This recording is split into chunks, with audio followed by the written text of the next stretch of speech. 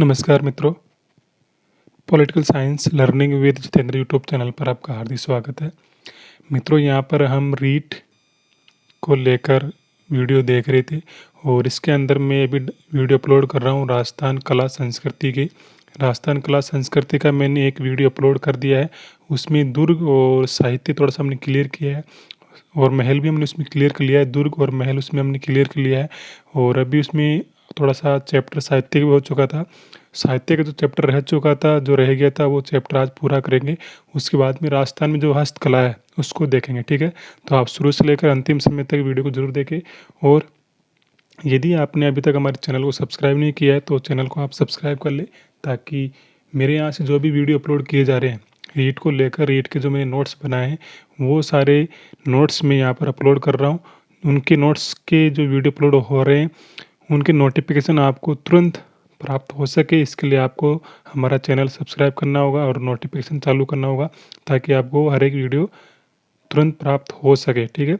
तो आज का वीडियो हम चालू करते हैं आज की क्लास को यहाँ से आधुनिक साहित्य से, और बाकी साहित्य हम पिछले वीडियो में कर चुके थे, उस वीडियो को आप ज़रूर देख लें, ठीक है। तो आज की क्लास हम यहाँ से शुरू करते हैं आधुनिक साहित्य से। आधुनिक साहित्यकार देखते हैं सूर्यमल मिश्रण। इनका जन्म हुआ था 1815 में हरना गांव बूंदी में। और सूर्यमल मिश्रण किसके पुत्र थे? मुरारीदान के। और सूर्यमल मिश्रण को राजकवि या रसावतार भी कहा जाता है। आधुनिक राजस्थानी काव्य नव जागरण के पुरोधा कवि माने जाते हैं सूर्यमल मिश्रण। और इनकी प्रमुख रचना है वंश भास्कर, और इस वंश भास्कर में बूंदी के हाड़ा राजवंश का वर्णन मिलता है, ठीक है। इसके बाद हम देखते हैं वंश भास्कर किस शैली में लिखा गया है। तो वंश भास्कर चंपू शैली में लिखा गया है। चंपू शैली का मतलब होता है जो साहित्य गद्य एवं पद्य में लिखा जाता है, उसको हम चंपू शैली का साहित्य कहते हैं। तो वंश भास्कर कैसा साहित्य है? चंपू शैली का साहित्य है वंश भास्कर, अर्थात इसमें यह गद्य और पद्य में लिखित है। और कुल पृष्ठ की बात करें वंश भास्कर में, कुल पृष्ठों की संख्या है 2500। 19वीं सदी में महाभारत के समान विशाल होने के कारण विश्वकोशीय या ऐतिहासिक ग्रंथ भी कहा जाता है किसको? वंश भास्कर को, ठीक है। आगे देखते हैं हम मध्यकालीन साहित्य। मोहनोत नैन्सी, इनका जन्म हुआ था 1610 में जोधपुर में, और अन्य नाम है इनका नारायण। पिता का नाम है इनका जयमल और भाई थे इनके सुंदरदास। मोहनोत नैन्सी को मुंशी देवी प्रसाद ने राजस्थान का अबू फजल कहा है, यानी कि मोहनोत नैन्सी को राजस्थान का अबू फजल कहा जाता है। और ये बात किसने कही है? मुंशी देवी प्रसाद ने। मोहनोत नैन्सी जसवंत सिंह फर्स्ट के दरबारी कवि थे। और मोहनोत नैन्सी को राजस्थान में जनगणना का अग्रज कहा जाता है। जसवंत सिंह फर्स्ट द्वारा इनके ऊपर 1 लाख रुपए का गबन का आरोप लगाने पर मोहनोत लगा दिया, जिसके कारण मोहनोत नैन्सी ने अपने भाई सुंदरदास के साथ मिलकर 1670 में आत्महत्या कर ली थी, ठीक है। आगे देखते हैं हम नैनसिरी ख्यात। इसके लेखक कौन है? मोहनोत नैन्सी। इस ग्रंथ की तुलना बाबरनामा से की जाती है। नैनसिरी ख्यात की तुलना बाबरनामा से की जाती है, और ये नैनसिरी ख्यात है डिंगल भाषा में लिखित है। कुल पृष्ठ है इसमें 1000। मुरारीदान ने जो कि नैन्सी के पुत्र थे, इन्होंने इस ख्यात को प्रसिद्ध किया। मोहनोत नैन्सी का जो ख्यात है नैनसिरी ख्यात, इसमें जोधपुर, पाली, सिरोही, उदयपुर, बीकानेर इत्यादि राज्यों का इतिहास हमें देखने को मिलता है। नैनसिरी ख्यात के संदर्भ में डॉक्टर कानून नगो ने कहा है कि इस ख्यात का महत्व केवल राजनीतिक ही नहीं है, सामाजिक व आर्थिक भी है। मारवाड़ प्रगनारी विगत, इसके लेखक भी कौन है? मोहनोत नैन्सी। और इस ग्रंथ की तुलना आईने अकबरी से की जाती है। किसकी? मारवाड़ प्रगनारी विगत ग्रंथ की लेखक कौन है? मोहनोत नैन्सी। और इसकी तुलना किससे की जाती है? आईने अकबरी से। इस ग्रंथ को राजस्थान का गजेटियर या जेवर कहा जाता है। किसको? मारवाड़ा प्रगनारी विगत को। इस ग्रंथ में सर्वप्रथम मारवाड़ प्रगणों की जनगणना के आंकड़े प्रस्तुत किए गए थे। पृथ्वीराज राठौड़ बीकानेर शासक कल्याणमल के पुत्र थे।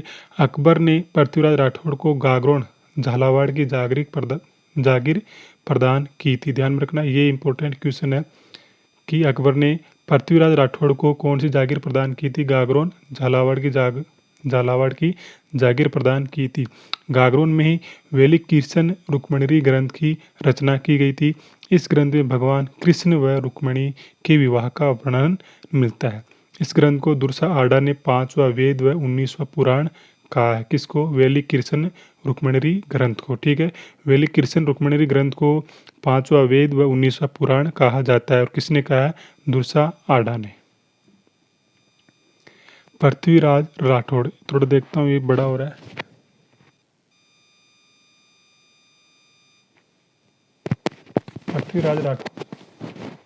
पृथ्वीराज राठौड़ द्वारा रचित प्रमुख ग्रंथ 80 दोहों का गंगलेरी ग्रंथ है, जो गंगा मैया को समर्पित है।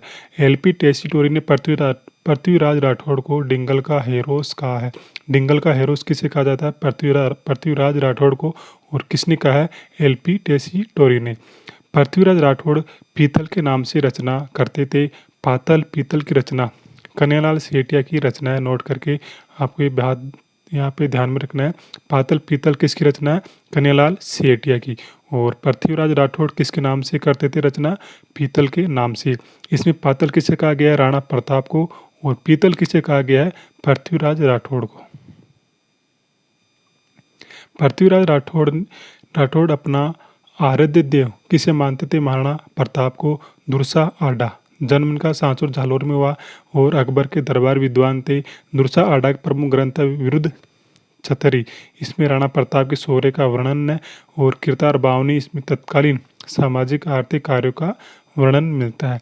अकबर के दरबार में रहते हुए दुर्सा आडा ने राणा प्रताप व चंद्रसेन की शौर्य गाथाओं के बारे में लिखा था। कृपाराम खेड़िया, मूल नाम इनका जगराम खेड़िया है। और प्रमुख रचना है इसकी राजियारा सोरठा। राजियारा सोरठा ये काफ़ी बार पूछा जाता है एग्जाम के अंदर। राजियारा सोरठा के लेखक कौन है? कृपाराम खेड़िया। और इनकी अलग से एक और रचना है चालक नेची। सूर्यमल मिश्रण बूंदी शासक राम सिंह दरबारी कवि थे। बूंदी शासक राम सिंह फर्स्ट के दरबारी कवि थे। कौन? सूर्यमल मिश्रण। वीर सतसई वीर रस की रचना है। और समय शीश पलटी नामक 2 शीश की शुरुआत होती है वीर सतसई की। और इसमें कुल 712 इसमें श्लोक है। वीर सतसई में 712 इसमें श्लोक है। समय शीश पलटी नामक 2 से वीर सतसई नामक ग्रंथ की शुरुआत होती है। इसमें 1857 की क्रांतिकारियों की घटनाओं का वर्णन मिलता है। किसमें? वीर सतसई ग्रंथ में। यह अंग्रेजों की दास्ता के विरुद्ध लिखा गया ग्रंथ है। सूर्यमल मिश्रण ने वीर सतसई के 280 दोहे लिखे थे, जबकि इस ग्रंथ की पूर्ण रचना किसने की थी? मुरारी दान ने। मुरारी दान ने ही इस ग्रंथ को अधिक प्रसारित किया है। प्रथम वीर सतसई ग्रंथ हरिवियोग द्वारा लिखा गया था। नोट करके ध्यान में रखना यहाँ पर आपको। प्रथम वीर सतसई ग्रंथ हरिवियोग द्वारा लिखा गया। दूसरा सूर्यमल मिश्रण के द्वारा। और तीसरा नाथू या मोद महरिया द्वारा लिखा गया था। एक मिनट में इसका ही थोड़ा सा पेंसिल कम करता हूँ।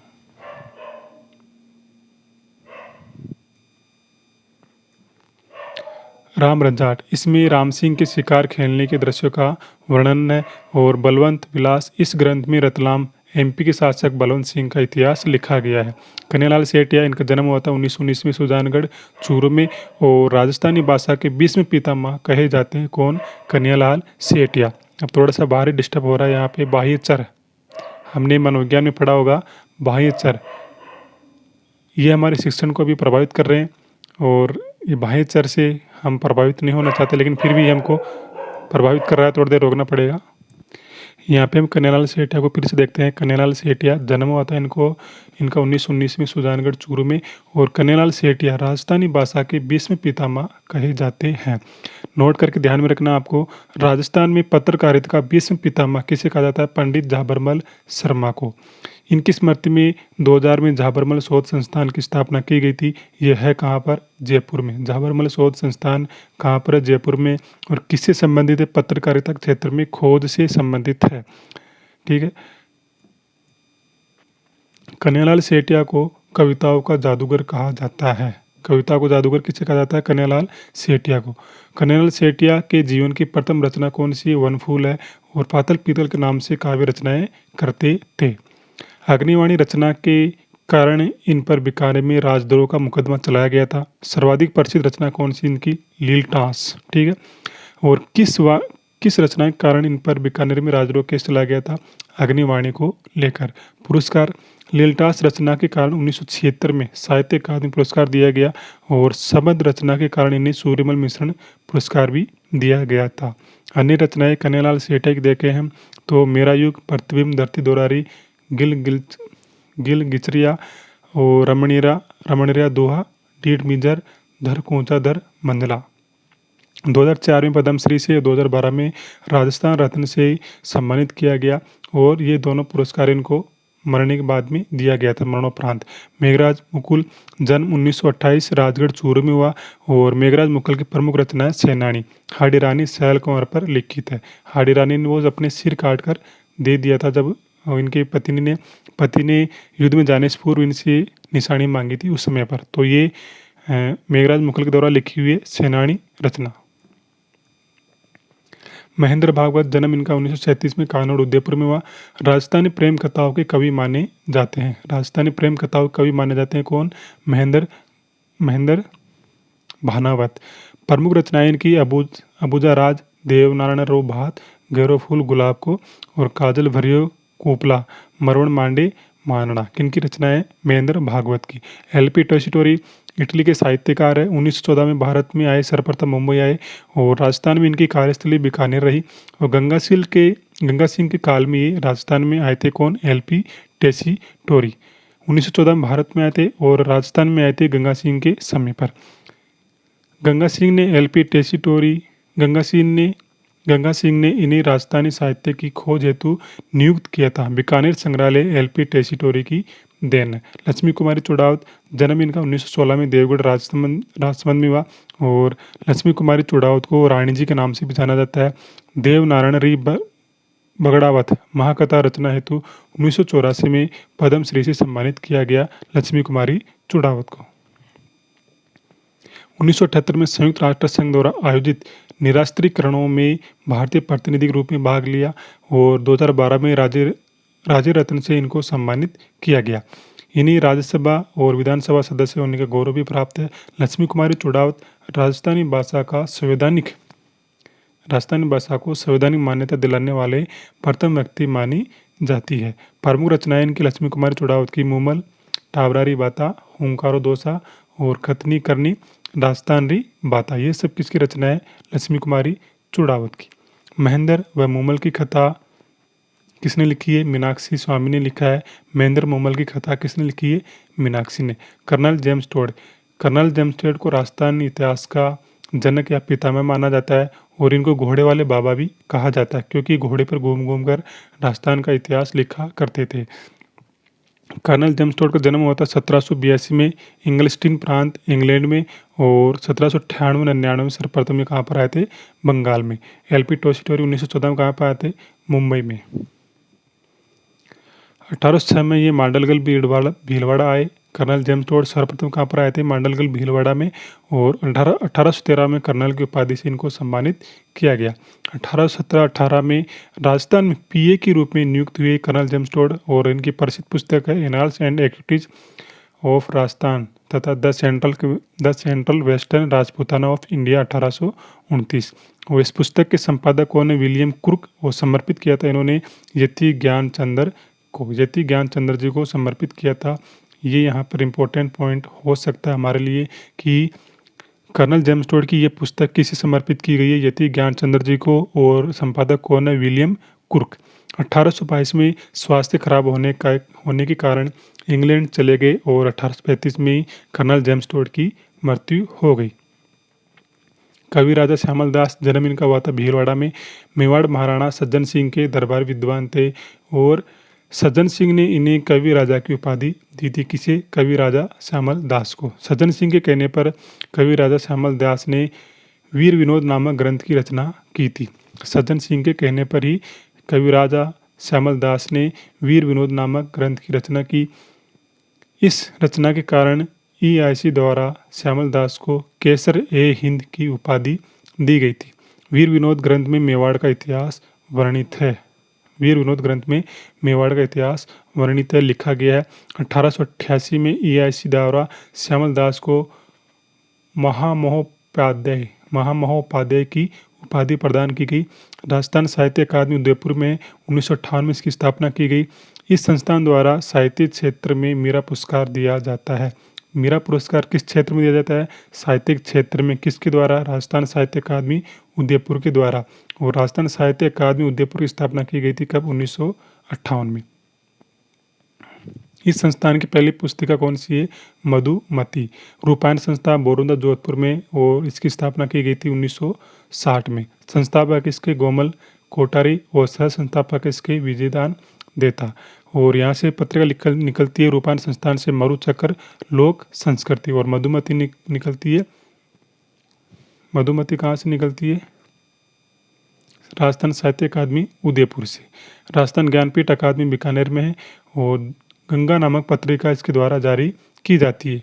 राजस्थान राज्य अभिलेखागार बीकानेर में, इसकी स्थापना 1955 में जयपुर में की गई थी सर्वप्रथम। फिर 1960 में इसको बीकानेर ट्रांसफर कर दिया गया।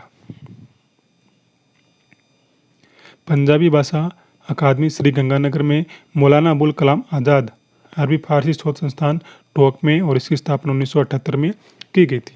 राजस्थानी भाषा साहित्य एवं संस्कृति अकादमी बीकानेर में 1983 में स्थापित की गई, और इसके द्वारा जागतिक ज्योत पत्रिका का प्रकाशन किया जाता है। राजस्थानी भाषा साहित्य एवं संस्कृति अकादमी बीकानेर के द्वारा जागतिक ज्योत पत्रिका का प्रकाशन किया जाता है। राजस्थान हिंदी ग्रंथ अकादमी की स्थापना 1969 में जयपुर में की गई। और राजस्थान उर्दू अकादमी, इस संस्थान द्वारा नकलिस्तान नामक पत्रिका जारी की जाती है। नकलिस्तान नामक पत्रिका किस संस्थान के द्वारा जारी की जाती है? राजस्थान उर्दू अकादमी संस्थान के द्वारा। राजस्थान सिंधी अकादमी जयपुर के द्वारा सिंहादूत व हरियाणा नामक पत्रिका जारी की जाती है। राजस्थान ब्रज भाषा अकादमी जयपुर के द्वारा ब्रज शतदल नामक पत्रिका जारी की जाती है। राजस्थान भाषा बाल साहित्य प्रकाशन लक्ष्मणगढ़ सीकर में, और इसके द्वारा पणिहारी नामक पत्रिका जारी की जाती है राजस्थान भाषा बाल साहित्य के द्वारा। राजस्थान प्रचारणी सभा जयपुर में, इसके द्वारा मरुवाणी पत्रिका जारी होती है। जैन विश्व भारती लाडनू नागौर में, और इसकी स्थापना किसने की थी? आचार्य तुलसी जी ने, और इसके द्वारा तुलसी व्रत नामक पत्रिका जारी की जाती है राजस्थान प्रचारणी सभा के द्वारा। सरस्वती पुस्तकालय फतेहपुर सीकर में, और नगर श्री लोक शोध संस्थान चूरू में, जगदीश सिंह गहलोत शोध संस्थान जोधपुर में। ठीक है, तो ये हमारी साहित्य थी जो पूरी हो गया, साहित्य हमारा पूरा हो गया। यहाँ पर हमने अब तक इसमें पढ़ लिया है दुर्ग, महल और साहित्य। राजस्थान कला संस्कृति के अंदर मैंने ये तीनों चीज़ों के नोट्स अपलोड कर दिए यहाँ पर, और इससे बाहर कुछ भी नहीं जाने वाला है आपकी रीट के एग्ज़ाम के अंदर। इससे बाहर कुछ भी नहीं जाने वाला, आप कितना भी पढ़ लेना, इससे बाहर आप नहीं पढ़ पाओगे, क्योंकि यहाँ पर मैंने पूरा सार इन तीनों चीज़ों का लिख दिया है। अब नेक्स्ट मेरी यहाँ पर अपनी यहाँ पे क्लास चल रही है, साथ के साथ में राजस्थान में हस्तकला जितना हो सकेगा उतना मैं यहाँ पर रिकॉर्ड करने का प्रयास कर रहा हूँ। राजस्थान में हस्तकला मैटर बहुत सारा है, लेकिन मैंने जितना हो सका उतना लिखा है, और उतना मैं यहाँ पर अपलोड करने का प्रयास करूँगा। जितना मैंने लिखा है वो मुझे पूरा विश्वास है कि इससे बाहर एक भी क्वेश्चन अगर राजस्थान हस्तकला से आता है, राजस्थान दुर्गों से आता है, महल से आता है और साहित्य से आता है, तो एक भी क्वेश्चन हमारे नोट से बाहर नहीं जाएगा। मुझे इस बात का पूरा विश्वास है। ठीक है, तो शुरू करते हैं हम राजस्थान में हस्तकला। हाथों द्वारा कलात्मक एवं आकर्षक वस्तुओं को बनाना ही हस्तशिल्प है या फिर हस्तकला कहलाता है। राजस्थान में निर्मित हस्तकला की वस्तुएं न केवल भारत में प्रसिद्धि पा रही अपितु विदेशों में भी इन वस्तुओं ने अपनी पहचान बनाई है। आज भी राजस्थान अपनी हस्तकला हेतु संपूर्ण देश में हस्तशिल्पों के आगार के रूप में जाना जाता है। आगार का मतलब स्थान। राज्य की बंदेज कला, छपाई कला, चित्रकारी, मीनाकारी, पोटरी कला आदि हस्तकलाएं पूरे विश्व में प्रसिद्ध है। राजस्थान में राज्य औद्योगिक नीति 1988 में हस्तशिल्प उद्योग पर विशेष बल दिया गया है। राजस्थान में हस्तकला का सबसे बड़ा केंद्र बोरनाड़ा जोधपुर है। राजस्थान में हस्तकला का सबसे बड़ा केंद्र बोरनाड़ा जोधपुर है। वस्त्र पर हस्तकला। वस्त्र पर हस्तकला में पिंजाई, छपाई, बुनाई, रंगाई, कढ़ाई, बंदेज का कार्य आता है। छपाई कला या फिर ब्लॉक प्रिंट कपड़े पर परंपरागत रूप से कपड़े पर हाथ से छपाई का कार्य छपाई कला या ब्लॉक प्रिंट कहलाता है। राज्य में छपाई का कार्य मुख्यतः छिपा या खत्र जाति के लोगों द्वारा किया जाता है। लकड़ी की छापों से की जाने वाली छपाई को ठप्पा या भांत कहते हैं। कपड़ों पर डिजाइन बनाकर बारीक धागों से छोटी छोटी गांठें बांधना क्या कहलाता है? नग बांधना या फिर बंदेज कहलाता है। राजस्थान की छपाई का प्राचीनतम उदाहरण मिस्र की पुरानी राजधानी अल्फोस्तान में 969 ईस्वी की कब्रों में राजस्थानी व गुजराती छींटों को दफनाए हुए मृत शरीरों पर लपेटे हुए मिला है। राजस्थान में बगरू जयपुर, सांगनेर जयपुर, बाड़मेर, पाली, बालोतरा, अकोला, चित्तौड़गढ़ रंगाई छपाई हेतु प्रसिद्ध है। अजरक प्रिंट, ये क्या होता है? बाड़मेर में अजरक प्रिंट से छपे कपड़ों हेतु प्रसिद्ध है कौन? बाड़मेर। और अजरक प्रिंट की प्रमुख विशेषता इसमें दोनों ओर छपाई होती है। अजरक प्रिंट में विशेषतः नीले और लाल रंग का प्रयोग किया जाता है। और मलिर प्रिंट ये भी बाड़मेर की प्रसिद्ध है। इसमें कत्थई व काले रंग का प्रयोग किया जाता है मलिर प्रिंट के अंदर। दाबू प्रिंट चित्तौड़गढ़, अकोला, चित्तौड़गढ़ इसके लिए प्रसिद्ध है। दाबू का अर्थ होता है दबाने से। रंगाई छपाई में जिस स्थान पर रंग नहीं चढ़ाना हो तो उसे लई या लुगदी से दबा देते हैं। यही पदार्थ दाबू कहलाता है क्योंकि यह कपड़े के उस स्थान को दबा देता है जहां रंग नहीं चढ़ाना होता। तो दाबू प्रिंट कहाँ की प्रसिद्ध है? अकोला गांव चित्तौड़गढ़ की। राजस्थान में 3 प्रकार का दाबू प्रयुक्त होता है। मोम का दाबू सवाईमाधोपुर में, मिट्टी का दाबू बालोतरा बाड़मेर में और गेहूं के बीदन का दाबू बगरू सांगानेर में। 3 प्रकार का दाबू प्रयुक्त होता है। मोम का सवाईमाधोपुर में, वो मिट्टी का बालोतरा में, बालू मिट्टी एक ही बात है तो इस मिक्स करके इसे याद कर सकते हैं। मिट्टी का दाबू कहाँ प्रसिद्ध है? बालोतरा बाड़मेर का। और गेहूं के बीदन का दाबू बगरू व सांगनेर का प्रसिद्ध है। अकोला में हाथ की छपाई में लकड़ी के छापे का प्रयोग किया जाता है जिन्हें बतकाड़े कहा जाता है। इनका निर्माण खरादिए द्वारा किया जाता है। बगरू प्रिंट, जयपुर के बगरू प्रिंट में लाल व काले रंग का विशेष रूप से प्रयोग किया जाता है। सांगनेरी प्रिंट, सांगनेरी छपाई लट्ठा या मलमल पर की जाती है। ठप्पा, छापा और रंग सांगनेर की विशेषता है। सांगनेर में छपाई का कार्य करने वाले छिपे नामदेवी छिपे कहलाते हैं। सांगनेरी प्रिंट में मुख्यतः लाल, काला रंग आदि काम में लेते हैं। सांगनेरी प्रिंट को विदेशों में लोकप्रिय बनाने का श्रेय मुन्ना लाल गोयल को है। सांगनेरी प्रिंट को विदेशों में लोकप्रिय बनाने का श्रेय किसे है? मुन्ना लाल गोयल को। ये इंपॉर्टेंट यहाँ पर पॉइंट इस सब चीज़ों के अंदर। जाजम प्रिंट अकोला चित्तौड़गढ़ की प्रसिद्ध है। इसमें जाजम प्रिंट में छपाई के लिए लाल हरे रंग का प्रयोग किया जाता है। और अकोला चित्तौड़गढ़ छपाई के गागरे के लिए प्रसिद्ध है। रूप हैली या सुनहरी छपाई हेतु किशनगढ़, चित्तौड़गढ़, कोटा प्रसिद्ध है। चुनाई भात की छपाई हेतु आहड़ व भीलवाड़ा प्रसिद्ध है। आहड़ कहाँ पड़ता है?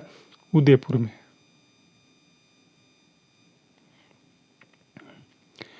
सुनहरी छपाई हेतु मारोड, कुचामन, नागौर प्रसिद्ध है। और भोंडल यानी अब्रक की छपाई हेतु भीलवाड़ा प्रसिद्ध है। टुकड़ी छपाई हेतु झालोर तथा मारोड, नागौर प्रसिद्ध है। खड्डी की छपाई हेतु जयपुर, उदयपुर प्रसिद्ध है। राजस्थान छींटों की छपाई हेतु सदा प्रसिद्ध रहा है। छींटों का उपयोग स्त्रियों के ओढ़ने व पहनने दोनों प्रकार के वस्त्रों में होता है। छींटे मुख्यतः 2 प्रकार के होते हैं, छपकली और नानन। विवाह उत्सवों में विवाह के समय वधू के लिए दांसी की साड़ी काम में ली जाती है। लहरदार छपाई के लुगड़ों को लेहरिया कहते हैं। लेहरिया के मुख्य रंग के मध्य छपाई की रेखाएं उकेरी जाती है। मोरहड़ा का लेहरिया बंदाई हेतु राजस्थान के जोधपुर व उदयपुर शहर प्रसिद्ध है। मोरहड़ा का लेहरिया बंदाई हेतु राजस्थान के जोधपुर उदयपुर शहर प्रसिद्ध है। फेंटा या फाटा गुजर मीणा के पुरुष सिरों पर बांधे जाने वाला साफा फेंटा या फाटा कहलाता है। चारसा क्या होता है? बच्चों को ओढ़ने का वस्त्र चारसा कहलाता है। और सावानी कृषकों के अंगूछे सावानी कहलाते हैं। सिलाई कपड़े को काट छाट कर वस्त्र बनाने वाला कारीगर दर्जी कहलाता है। और ये बयाना यहाँ पर लिखा हुआ बयाना नील उत्पादन हेतु प्रसिद्ध था। मेवाड़ में कोर्ट के अंदर रुई लगाने की प्रक्रिया तगाई कहलाती है। ठीक है, मेवाड़ में कोर्ट के अंदर रुई लगाने की प्रक्रिया तगाई कहलाती है। विभिन्न रंगों के कपड़ों को विविध डिजाइनों में काटकर कपड़े पर सिलाई की जाती है, जो पेच वर्क कहलाता है। और पेच वर्क कहाँ का प्रसिद्ध है? शेखावटी का प्रसिद्ध है। कढ़ाई सूतिया रेशमी कपड़ों पर बादले से छोटी छोटी बिंदगी की कढ़ाई मुकेश कहलाती है। राजस्थान में सुनहरे धागों से जो कढ़ाई का कार्य किया जाता है उसे जरदोजी कहते हैं। भरत, सूप, हुरमजी, आरी आदि शब्द क्या है? कढ़ाई व पेचवर्क से संबंधित है। भरत, सूप, हुरम और आरी, ये शब्द किससे संबंधित है? कढ़ाई और पेचवर्क से। और पेचवर्क कहाँ का प्रसिद्ध है? पेचवर्क कहाँ का प्रसिद्ध है? शेखावटी का। कांच में कशीदाकारी के लिए रमा देवी को राज्य स्तरीय सिद्धत शिल्पी पुरस्कार 1989-90 में दिया गया था। चौहटन बाड़मेर में कांच कशीदाकारी का कारोबार सर्वाधिक होता है। सोने चांदी के परतदार तारों से कपड़ों पर जो कढ़ाई का कार्य किया जाता है उसे क्या कहते हैं? गोटा कहते हैं। कम चौड़ाई वाले गोटे को लप्पी कहते हैं। खजूर की पत्तियों वाले अलंकरण युक्त गोटा लहर गोटा कहलाता है। गोटे का काम जयपुर तथा बातिक का काम खंडेला में होता है। गोटा का काम जयपुर में और बातिक का काम खंडेला में होता है। गोटे के प्रमुख प्रकार है लप्पा लप्पी, किरण, भाकड़ी, गोकरू, बिजिया या नक्शी, या फिर लप्पा लपड़ी, किरण, यही सब क्या है? गोटे के प्रकार। क्वेश्चन इस प्रकार से भी आता है। रंगाई वस्त्रों की रंगाई का काम करने वाले मुसलमान कारीगरों को रंगरेज कहा जाता है। वस्त्रों की रंगाई का काम करने वाले मुसलमान कारीगरों को रंगरेज कहा जाता है। थोड़ा सा इसका बड़ा करता हूँ मैं वापस से।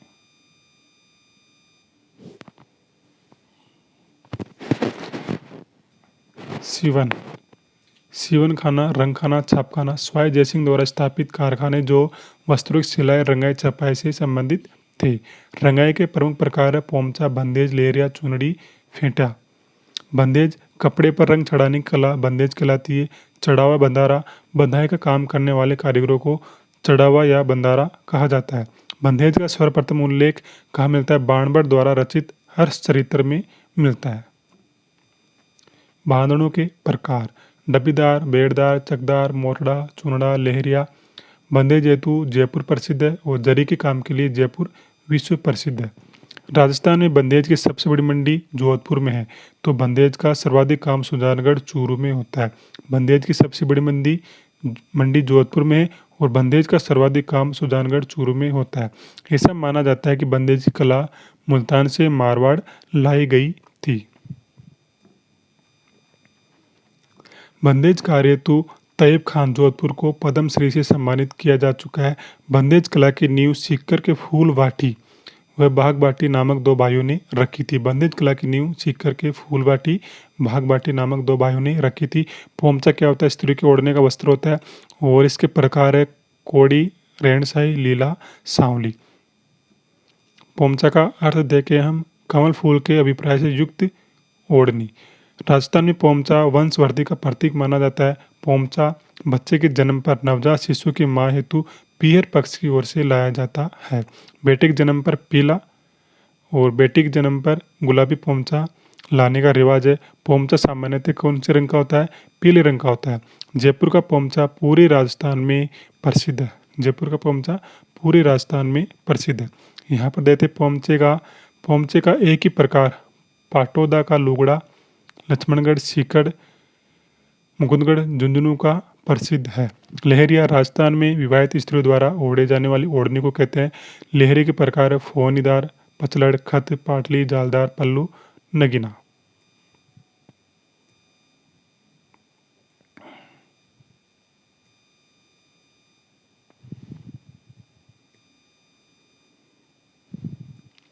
राजस्थान में जयपुर का समुद्र लहरिया सर्वाधिक प्रसिद्ध है। राजस्थान में जयपुर का समुद्र लहरिया सर्वाधिक प्रसिद्ध है। और मोटड़ा लहरिया की लहरदार धारियाँ जब एक दूसरे को काटती है तो इसको क्या कहते हैं? मोटड़ा कहा जाता है। और राजस्थान में जोधपुर का मोरडा प्रसिद्ध है। बड़ली वर पक्ष की ओर से वधु पक्ष के लिए भेजी जाने वाली चूनड़ क्या कहलाती है? बड़ली कहलाती है। और चूनड़ी या धनक बूंदों के आधार पर बनी बंदेज की डिजाइन चूनड़ी कहलाती है तथा बड़ी बड़ी चौकोर बूंदों से युक्त अलंकरण को धनक कहा जाता है। जोधपुर की चूनड़ी पूरे राजस्थान में प्रसिद्ध है, जबकि बाहरी बंदेज की चूनड़ी शेखावटी की प्रसिद्ध है। जोधपुर की चूनड़ी पूरे राजस्थान में प्रसिद्ध है और बाहरी बंदेज की चूनड़ी शेखावटी की प्रसिद्ध है। बुनाई कोली एवं बलाई बुनाई का काम करने वाली हिंदू जातीय है। राजस्थान में वस्त्र से संबंधित हस्तकलाएं कौन कौन सी है? कोटा दोहरे की मसूरिया साड़ियाँ सूती धागों के साथ में रेशमी धागों व जरी के काम से युक्त साड़ी को कहते हैं। प्रमुख केंद्र यहाँ पर कैथुन कोटा रियासत के शासक झाला जालिम सिंह ने मैसूर से कुछ बुनकरों को बुलाया, जिनमें से महमूद मसूरिया ने यह कला यहाँ पर प्रारंभ की थी। कोटा डोरे की परंपरा यहाँ पर किसने प्रारंभ किया? महमूद मसूरिया ने। सूत और सिल्क के ताने बाने के लिए राज्य में कैथुन और जैनब मसूरिया के लिए मांगलोद, मलमल के लिए तनसुक व मथानिया, ऊन के लिए बीकानेर जैसलमेर और लोई के लिए नापासर बीकानेर प्रसिद्ध है। जरी या जरदोजी वर्क धातु से बने चमकदार तारों से कपड़ों पर कशीदाकारी करना। राजस्थान में जरी की कला सवाई जयसिंह के काल में सूरत से जयपुर लाई गई थी। तो राजस्थान में ये जरी की कला कौन लेकर आए थे? सवाई जयसिंह। कहाँ से लाए थे? सूरत से। जलोल की जट पट्टी जसोल गांव बाड़मेर अपने जट उद्योग हेतु प्रसिद्ध है। जट उद्योग हेतु प्रसिद्ध है जसोल गांव बाड़मेर। और जट पट्टियाँ बकरी के बालों से बनाई जाती है। दरी उद्योग हेतु लवाण दौसा प्रसिद्ध है और टाकला नागौर प्रसिद्ध है दरी उद्योग के लिए। राजस्थान में सर्वाधिक दरी व गलीचे का कार्य जयपुर व अजमेर में होता है। जयपुर का गलीचा उद्योग प्रसिद्ध है। यहाँ पर सब चीज़ें पढ़ने की है, समझाने की इसमें कुछ है नहीं, इसलिए मैं सिर्फ पढ़ ही रहा हूँ। और यदि आपने इनको सुन भी लिया और देख भी लिया तो मुझे पूरा विश्वास है आपको ये सब चीज़ें आराम से याद रह सकेगी और आप आराम से अपना क्वेश्चन हल कर सकते हैं एग्जाम के अंदर। यदि हस्तकला से कोई क्वेश्चन आता है तो पूरे राजस्थान जीके से 5 से 7 क्वेश्चन जरूर आएंगे, क्योंकि चैप्टर पूरा जोड़ा गया हमारे एग्जाम के अंदर। तो यहाँ से क्वेश्चन तो 100% आना है। वो आएगा कहाँ से ये नहीं पता, लेकिन हम जो पढ़ रहे हैं उसी में से आएगा। कि कहाँ से पूछेगा कहाँ से नहीं पूछेगा ये पता नहीं, लेकिन जो हम पढ़ रहे हैं वो उसी में से पूछेगा, कैसे भी पूछे कहीं से भी पूछे। ठीक है, तो आप शुरू से लेकर बस एंड तक वीडियो को देखते रहे, सुनते रहे। यदि आप पूरा समय नहीं दे पा रहे हैं तो आप इसकी स्पीड बढ़ाकर भी देख सकते हैं, फटाफट करके भी इसको आप सुन सकते हैं, ताकि आपको सुनने से देखने से चीज़ें याद हो सके। खेसला उद्योग हम यहाँ देखते हैं। खेसला उद्योग जालोर का लेटा गांव तथा गुड़ा बालोतन गांव पूरे राजस्थान में केसला उद्योग के लिए प्रसिद्ध है। वैसे जालोर का लेटा गांव इसमें मुख्यतः पूछा जाता है कि केसला उद्योग के लिए प्रसिद्ध है लेटा गांव जालोर। नमदा उद्योग टोंक एवं बीकानेर की प्रसिद्ध है। बातिक कपड़े की परत को मोम से ढककर उस पर चित्र बनाना क्या कहलाता है? बातिक कहलाता है। बातिक कला का जन्म कहाँ हुआ? दक्षिण भारत में हुआ था। खंडेला सीकर बातिक कला हेतु प्रसिद्ध है। ये इंपॉर्टेंट है बस, बातिक कला हेतु प्रसिद्ध है खंडेला सीकर। आरवी रायजादा बातिक कला के सिद्धस्त कलाकार माने जाते हैं। उमेश चंद्र शर्मा का संबंध भी बातिक कला से है। सूट की साड़ी हेतु जोबनेर जयपुर प्रसिद्ध है। हुरमचो यह कढ़ाई की एक विशेष शैली है जो बाड़मेर में प्रसिद्ध है। हुरमचो कसीदा को आधुनिक भारत में बनाए रखने का श्रेय किसे जाता है? सिंधी समाज को दिया जाता है। हुरमचो कला को बनाए रखने का श्रेय जाता है सिंधी समाज को। लेटा मांगरोल सालावास कपड़े की मदों की बुनाई हेतु प्रसिद्ध स्थान है। लेटा मांगरोल सालावास। जेवर शिल्प या धातु बर्तन शिल्प या शस्त्र शिल्प। सुनार सोने चांदी के जेवर बनाने वाले कारीगरों को कहा जाता है सुनार। और जड़िया नगों की जड़ाई करने वाले कारीगर को कहा जाता है मीनाकारी। सोने चांदी के आभूषणों तथा कलात्मक वस्तुओं पर मीना चढ़ाने की कला क्या कहलाती है? मीनाकारी कहलाती है। मीनाकारी में मुख्यतः लाल हरे रंग का प्रयोग किया जाता है। और मीनाकारी की कारीगरी आमेर के शासक राजा मान सिंह लाहौर से जयपुर लेकर आए थे। यहाँ पर बस ये वाली लाइन ध्यान में रखना है, मीनाकारी कारीगरी कौन लेकर आए? राजा मान सिंह। कहाँ से? लाहौर। कहाँ से लाए? कहाँ लाए? जयपुर आमेर में। ठीक है। लाहौर के सिक्कों ने यह कला फारस के मुगलों से सीखी थी। कौन सी? मीनाकारी की। कुदरत सिंह जयपुर को मीनाकारी का जादूगर कहा जाता है। मीनाकारी का जादूगर किसे कहा जाता है? कुदरत सिंह जयपुर को। अन्य प्रमुख मीनाकार है काशीराम, कैलाश चंद्र, हरि सिंह, अमर सिंह, किशन सिंह। और ये कुदरत सिंह है जो मीनाकारी के जादूगर कहलाते हैं। इनको 1988 में पद्मश्री से सम्मानित किया गया था। कागज से पतरे पर मीनाकारी के लिए बीकानेर प्रसिद्ध है। चांदी पर मीनाकारी कहाँ की जाती है? नाथद्वारा, राजसमंद में। पीतल पर मीनाकारी जयपुर में। तांबे पर मीनाकारी भीलवाड़ा में। और सोने पर मीनाकारी प्रतापगढ़ में की जाती है। कांच पर विभिन्न प्रकार के रंगों की मीनाकारी रेत वाली क्षेत्र कोटा में की जाती है।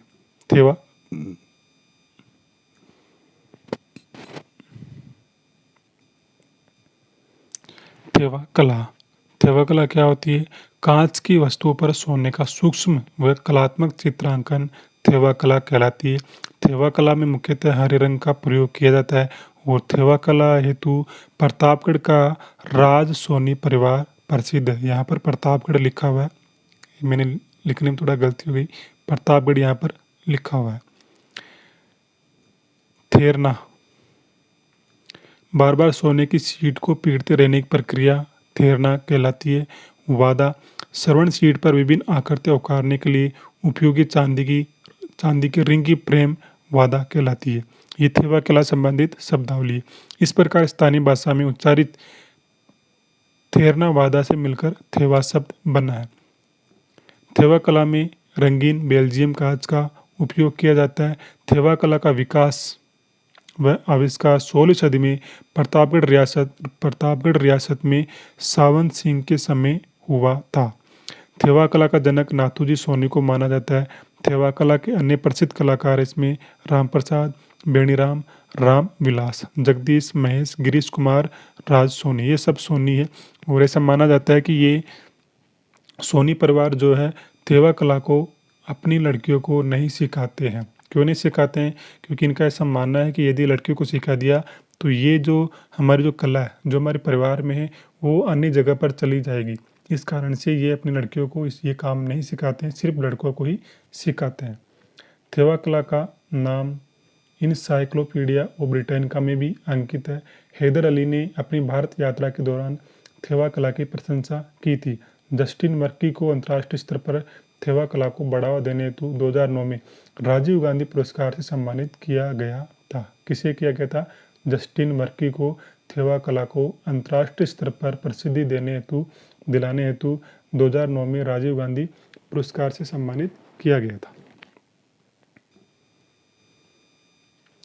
तबक, चांदी के तारों को हिरण की खाल से रखकर कई घंटों तक पीटा जाता है तथा इसके फलस्वरूप बनने वाले पत्ते तबक या वर्क कहलाते हैं। पन्नीगर, तबक का काम करने वाले कारीगरों को पन्नीगर कहा जाता है। जयपुर का पन्नीगरान मोहल्ला तबक या वर्क कार्य हेतु देश विदेश में प्रसिद्ध है। कुंदन कला, सोने के आभूषणों पर कीमती पत्थरों को जोड़ने की कला कुंदन कला कहलाती है। कुंदन कला हेतु राजस्थान का जयपुर जिला सर्वाधिक प्रसिद्ध है। कुंदन कला हेतु जयपुर जिला सबसे अधिक प्रसिद्ध है। कोफ्तागिरी क्या होती है? फौलाद की बनी वस्तुओं पर सोने की या पीतल के पतले तारों से की जाने वाली कढ़ाई क्या कहलाती है? खोफ्तागिरी कहलाती है। खोफ्तागिरी कला मूलतः दशमीक की है। खोफ्तागिरी हेतु जयपुर व अलवर जिले प्रसिद्ध है। खोफ्तागिरी हेतु जयपुर व अलवर जिले प्रसिद्ध है। तहनीसा कला, तहनीसा कला में किसी वस्तु पर डिजाइन को गहरा खोदकर उसमें पीतल का पतला तार भर दिया जाता है। राजस्थान में अलवर की तलवार जाति, उदयपुर की सिकलीगर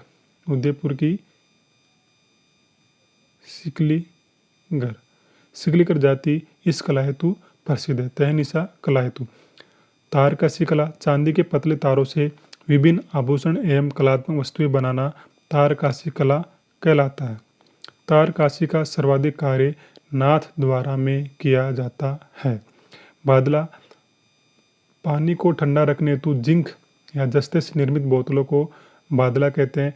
जोधपुर के बादले सर्वाधिक प्रसिद्ध है और बादले का आविष्कार कुचामन नागौर के कुम्हारों ने किया था। मुरादाबादी पीतल के बर्तनों पर खुदाई करके उस पर कलात्मक नक्काशी का कार्य करना मुरादाबादी कहलाता है। और मुरादाबादी के प्रमुख केंद्र जयपुर, अलवर।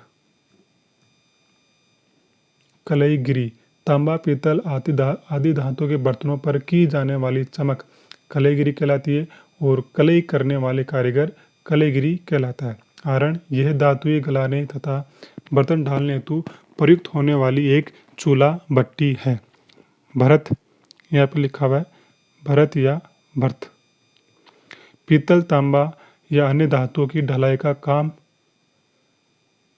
है ये भरत और भरना। महवा तहसील दौसा गांव बालाहेड़ी पीतल के ठप्पेदार अनूठे बर्तनों हेतु प्रसिद्ध है।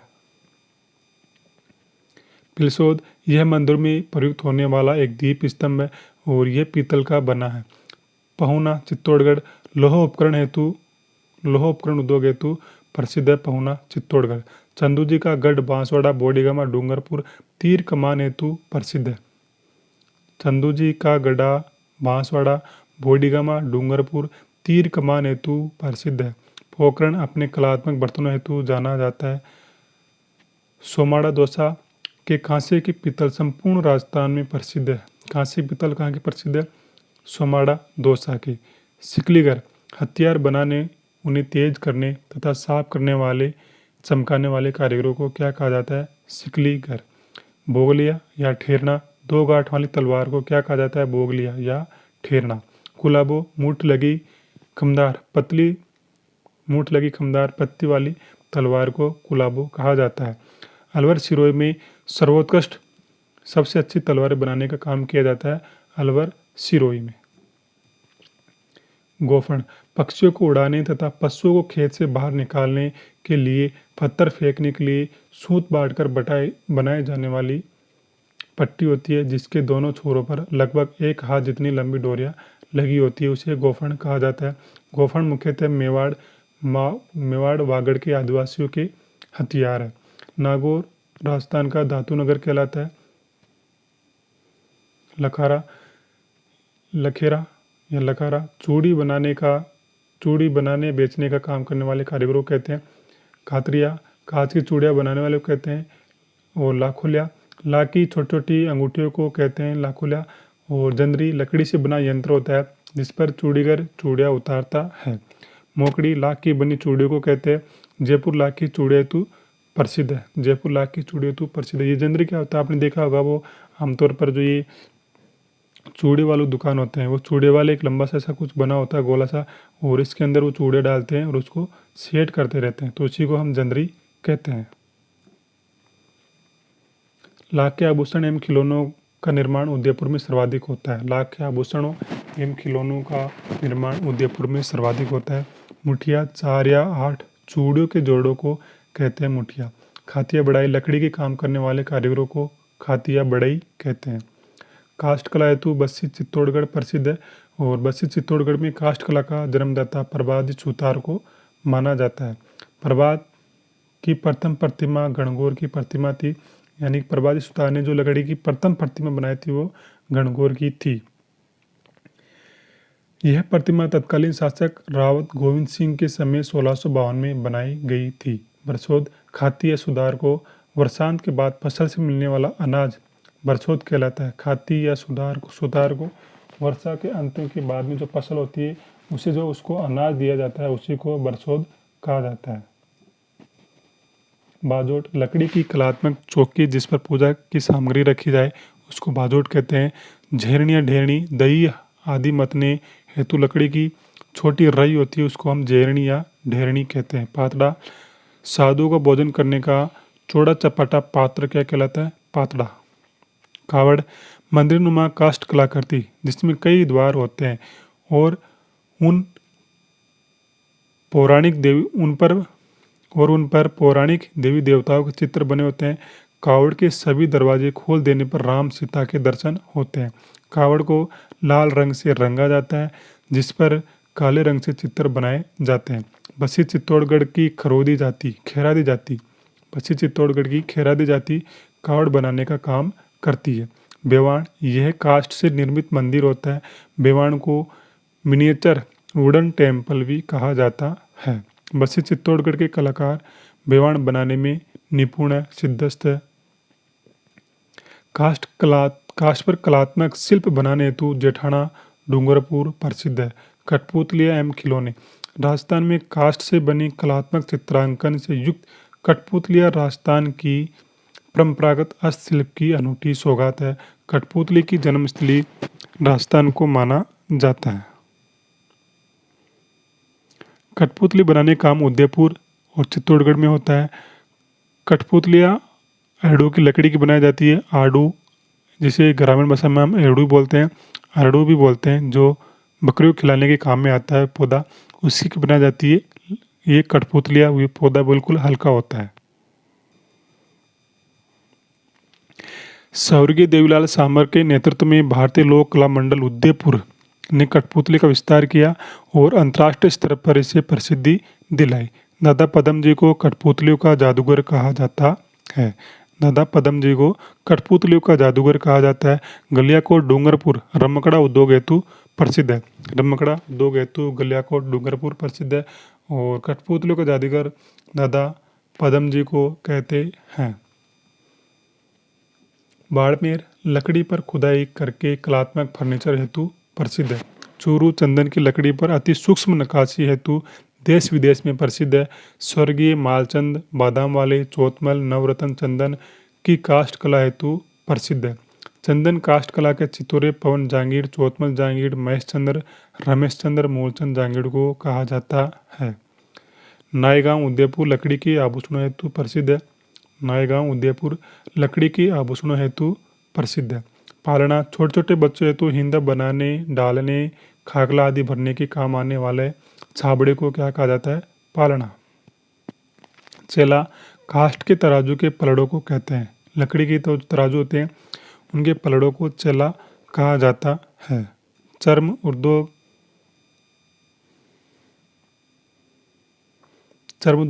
मोची या रेगरे चमार कौन होते हैं?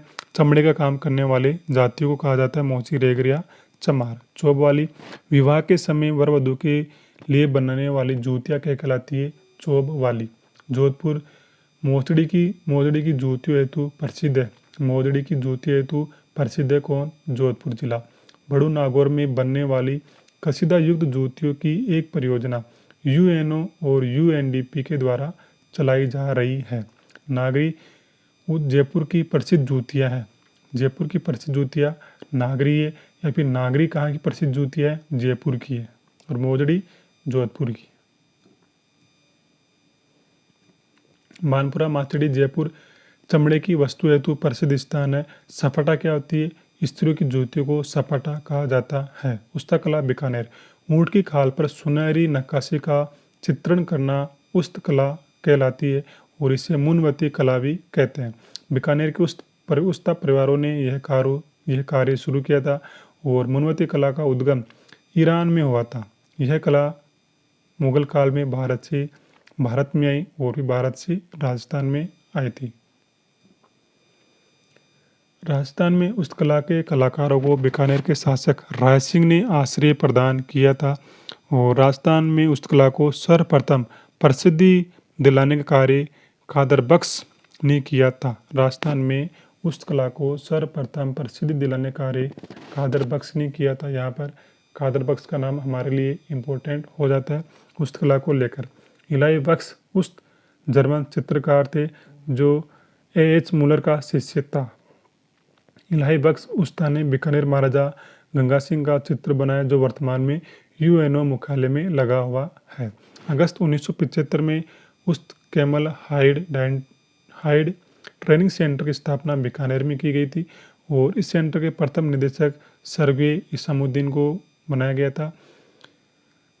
और इस उस्त कैमल हाइड ट्रेनिंग सेंटर में प्रथम प्रशिक्षण प्राप्त करने वाला व्यक्ति मोहम्मद असगर था और 1914 में दुलमेरा बीकानेर में जन्मे इस्माउद्दीन उस्ता कला के प्रसिद्ध कलाकार माने जाते हैं।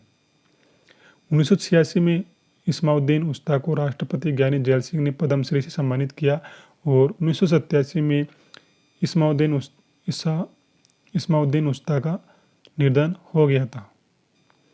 वर्तमान में उस्त कला के प्रसिद्ध कलाकार हनीफ उस्ता है। हनीफ उस्ता ने अजमेर में ख्वाजा दरगाह पर स्वर्ण नक्काशी का कार्य भी किया है। जोधपुर के ज्योति स्वरूप शर्मा ने ऊँट की खाल से ढाल व सुनहरी पर नक्काशी की है। मारवाड़ में ऊँट के बच्चों को तोड़िया कहा जाता है, जिसके मुलायम बालों को सूत के साथ धागा मिलाकर कपड़ा तैयार किया जाता है और इसे बाकल कहते हैं। ऊँट के बच्चे के बालों से बनाए गए कपड़े को बाकल कहा जाता है। ठीक है, ये भी हनीफ उस्ता भी यहाँ पर महत्वपूर्ण है कि वर्तमान में उस्ता कला के प्रसिद्ध कलाकार हनीफ उस्ता और वैसे थे कौन, इस्माउद्दीन उस्ता।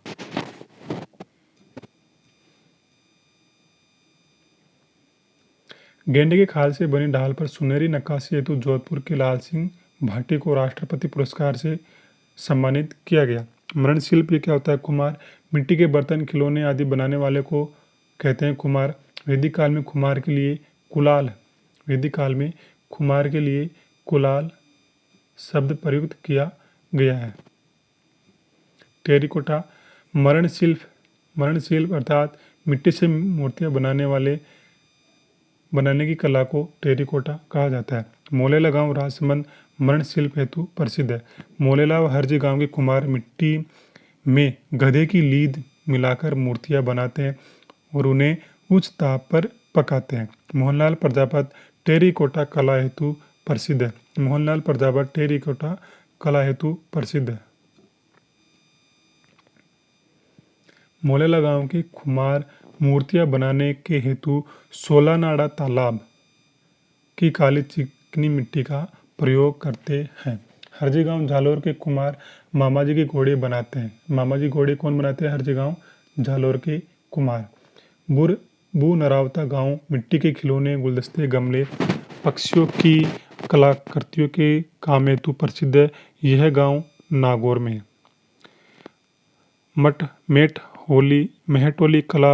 मेहटोली गांव भरतपुर मृत्तिका शिल्प हेतु प्रसिद्ध है। मृत्तिका शिल्प किसे बोलते हैं? कला को बोलते हैं शिल्प, और इसके लिए प्रसिद्ध है मेहटोली गांव भरतपुर। सुनहरी टेरिकोटा बीकानेर की प्रसिद्ध है। और पोर्ट्री मिट्टी के बर्तन बनाने की कला को पोर्ट्री कहते हैं। यह राजस्थान का सर्वाधिक प्राचीन व परंपरागत हस्तशिल्प उद्योग है। पोर्ट्री को 800 डिग्री सेल्सियस ताप पर पकाया जाता है। पोर्ट्री कला के 3 प्रकार है। ब्लू पोर्ट्री, चीनी मिट्टी के बर्तनों पर आकर्षक चित्रकारी करना ब्लू पोर्ट्री कहलाता है। और ब्लू पोर्ट्री का जन्म हुआ था पर्सिया या दमश्क में। भारत में ब्लू पोर्ट्री कला की शुरुआत दिल्ली व मुल्तान में अकबर के शासनकाल में शुरू हुई थी। राजस्थान में ब्लू पोर्ट्री कला को सर्वप्रथम लाने का श्रेय आमेर राजा मानसिंह प्रथम को है। मानसिंह प्रथम इस कला को लाहौर से जयपुर लेकर आए थे। ब्लू पोर्ट्री कला को राजस्थान में ब्लू पोर्ट्री का सर्वाधिक विकास महाराजा राम सिंह के समय हुआ था। और राजस्थान में ब्लू पोर्ट्री कला को लाने का वास्तविक श्रेय महाराजा राम सिंह को ही दिया जाता है, क्योंकि महाराजा राम सिंह के समय ब्लू पोर्ट्री का सर्वाधिक विकास हुआ था राजस्थान में। पूरे देश में ब्लू पोर्ट्री को प्रसिद्ध करने का श्रेय कृपाल सिंह शेखावत को दिया जाता है। और कृपाल सिंह शेखावत को 1974 में पद्मश्री से सम्मानित किया गया था। कृपाल सिंह शेखावत ने ब्लू पोर्ट्री में 25 रंगों का प्रयोग करके एक नई शैली का विकास किया है, जिसे कृपाल शैली भी कहा जाता है। कृपाल सिंह शेखावत का जन्म की बात करें तो इनका जन्म हुआ था मऊ सीकर में और निधन हो गया था इनका 2009 में। ब्लू पोर्ट्री में नीला, हरा, मटियाला, तांबाई रंग का विशेष रूप से प्रयोग किया जाता है। स्वर्गीय नाथीबाई ब्लू पोर्ट्री की प्रसिद्ध सिद्धस्थ कलाकार थी। ये कृपाल सिंह शेखावत को तो हम सब लोग याद रखते हैं, लेकिन सिद्धस्थ कलाकार महिला कौन थी? स्वर्गीय नाथीबाई। कृपाल सिंह शेखावत के साथ में ब्लू पोर्ट्री को जोड़कर हमको नाथीबाई को भी ध्यान में रखना है। ये महिला है जो ब्लू पोट्री की सिद्धस्त कलाकार थी। ब्लैक पोट्री हेतु कोटा प्रसिद्ध है और ब्लू पोट्री हेतु जयपुर प्रसिद्ध है। कागजी पोट्री हेतु अलवर प्रसिद्ध है। कागजी पोट्री को पतली कागजी परतदार या डबल कोट पोट्री भी कहते हैं। सुनहरी पेंटिंग वाली पोट्री हेतु बीकानेर प्रसिद्ध है। मूण पश्चिमी राजस्थान में बनाए जाने वाले बड़े मटकों को मूण कहते हैं। कुंज बिहारी लाल मिट्टी की ज्वेलरी बनाने में सिद्धस्त कलाकार है। कुंज बिहारी लाल मिट्टी की ज्वेलरी बनाने में सिद्धस्त कलाकार माने जाते हैं। लकड़ी हाथी दांत या चंदन का कार्य। हाथी दांत का काम भरतपुर, जयपुर, मेड़ता, पाली, उदयपुर में होता है। हाथी दांत के प्रमुख कारीगरों की बात करें मालचंद, रमेश चंदनवाला, गोवर्धन, फकीरचंद और लालचंद है। किशोरी गांव अलवर संगमरमर की मूर्तियों एवं घरेलू उपयोग की वस्तुओं के निर्माण के लिए प्रसिद्ध है। संगमरमर की मूर्तियां सर्वाधिक बनाई जाती है किशोरी गांव अलवर में। घरेलू उपयोग की वस्तुएं कहाँ पर बनाई जाती है? किशोरी गांव अलवर में। सिकंदरा दोसा इमारती पत्रों के डिजाइन हेतु व पशु पक्षियों की मूर्तियां हेतु प्रसिद्ध है। रमकड़ा उद्योग गलियाकोट डूंगरपुर का प्रसिद्ध है और तलवाड़ा बांसवाड़ा काले पत्थर की मूर्ति हेतु प्रसिद्ध है। काले पत्थर की मूर्तियां तलवाड़ा गांव बांसवाड़ा में बनाई जाती है। थानागाजी अलवर लाल पत्थर की मूर्ति हेतु प्रसिद्ध है। राजस्थान में कागज उद्योग का प्रमुख केंद्र सांगानेर जयपुर है। कुमारप्पा राष्ट्रीय हाथकरघा कागज संस्थान सांगानेर जयपुर में, ये ध्यान में रखना है जरूर। कुमारप्पा राष्ट्रीय हाथ कागज संस्थान कहाँ पर स्थित है? सांगानेर जयपुर में। और इसकी स्थापना UNDP व खादी ग्रामोद्योग आयोग द्वारा की गई है। पटवा आभूषणों को विभिन्न प्रकार के डोरों में पिरोकर पहनने योग्य बनाने वाला कारीगर कहलाता है पटवा। जीणपोश घोड़े की पीठ पर डाले जाने वाला विशेष प्रकार का वस्त्र जीणपोश कहलाता है। घोड़े की सजावट में आने वाली प्रमुख वस्तुएं यहाँ पर जीणपोश, सपाट, गजगांव, हवाई, मेलकोरा, जेरबंद, कंदोरा, झूल। और ऊंट की सजावट में प्रयुक्त होने वाली सामग्री यहाँ पर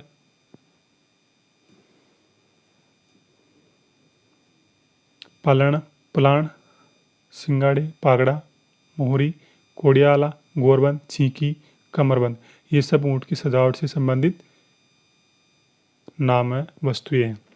बाड़मेर मिरर वर्क हेतु प्रसिद्ध है। गोटा उद्योग के लिए खंडेला, सीकर, बिनाई, अजमेर और जयपुर प्रसिद्ध है।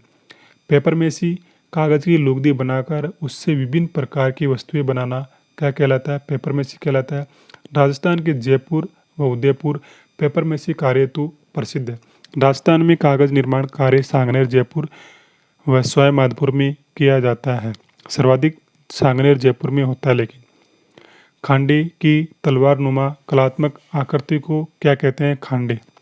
हाटड़ी घर में मसाले एवं अन्य सामान रखने हेतु चार से खाने वाले कलात्मक डिब्बे को कहा जाता है हाटड़ी, और जिसे पश्चिमी राजस्थान में हाटड़ी भी कहते हैं और हाटड़ी को चोपड़ा भी कहा जाता है। हस्तकलाओं का तीर्थ जयपुर को कहा जाता है। हस्तकलाओं का तीर्थ किस जिले को कहते हैं? जयपुर को हस्तकलाओं का तीर्थ कहा जाता है। हरजी गांव जालोर मामाजी के घोड़े बनाने हेतु प्रसिद्ध है। अब यहाँ पर कुछ कलाएं हैं और उनसे संबंधित स्थान है कि कौन सी कला कहाँ पर प्रसिद्ध है, कहाँ की नहीं है। ठीक है, तो नादनी शाहपुरा भीलवाड़ा एक प्रसिद्ध है। ताराकाशी के जेवर नाथद्वारा राजसमंद प्रसिद्ध है। सुराही रामसर बीकानेर की दर्पण पर कार्य जैसलमेर में किया जाता है। और मेहंदी सोजत पाली की प्रसिद्ध है। कसीदाकारी जूतिया बीनमाल जालोर की प्रसिद्ध है। कृषि के औजार गजसिंहपुर नागौर में बनाए जाते हैं। सूंगनी नसावर ब्यावर की प्रसिद्ध है और मोठड़ी जोधपुर की प्रसिद्ध है। जस्ते की मूर्तियाँ जोधपुर में बनाई जाती है। तलवार सिरोही में सर्वाधिक और खेल सामग्री हनुमानगढ़ में। कलचड़ मोती बांसवाड़ा में।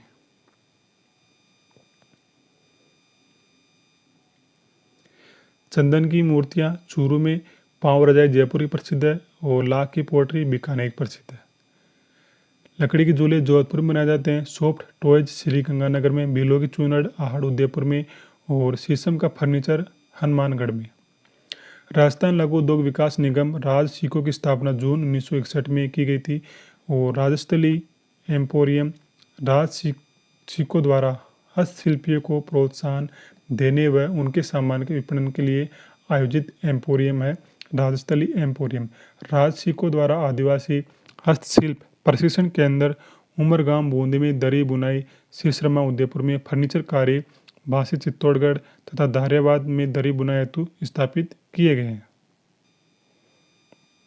राजस्थान की 14 ऐसी वस्तुएं हैं जिनको जीआई टैग मिला हुआ है। Kota Doria, blue pottery, Molela clay work, कठपुतली, Sanganeri hand block print, Thewa कला, कोटा डोरिया का लोगो और Bagru hand block print, Makrana marble, Molela clay work logo, यहाँ पर मोलेला क्ले वर्क है और ये इसका लोगो है। ब्लू पोट्री का लोगो, कठपुतली के लोगो को और पोखरण पोट्री को, ये सारी 14 चीज़ें हैं जिनको जीआई टैग मिला हुआ है। फुलकारी हेतु राजस्थान, पंजाब, हरियाणा को संयुक्त रूप से जीआई टैग मिला हुआ है फुलकारी हेतु। फैशन फॉर डेवलपमेंट की शुरुआत 2008 में हुई थी और इसका उद्देश्य खादी एवं ग्रामोद्योग को बढ़ावा देना। खरादी लकड़ी का ठप्पा तैयार करने वाले कारीगर को खरादी कहते हैं और इस प्रिंट में लाल व काले रंग का प्रयोग विशेष रूप से किया जाता है खरादी में। मेणा बेसा प्रिंट स्वाय माधोपुर की प्रसिद्ध है। मेणा बेसा प्रिंट स्वाय माधोपुर की प्रसिद्ध है और आजम प्रिंट आकोला गांव चित्तौड़गढ़ की प्रसिद्ध है।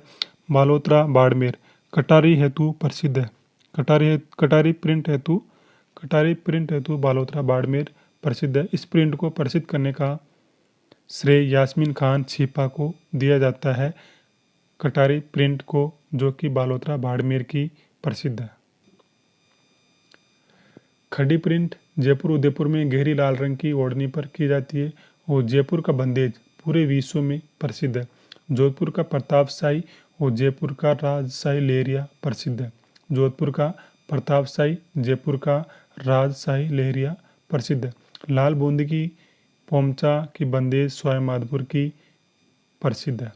शेखावटी क्षेत्र चौपड़ की चूनड़ी व तिबारी की बंदेज हेतु प्रसिद्ध है और कांच की कशीदाकारी हेतु बाड़मेर जैसलमेर प्रसिद्ध है। पेचवर्क हेतु शेखावटी प्रसिद्ध है। तूड़िया कला हेतु धौलपुर प्रसिद्ध है।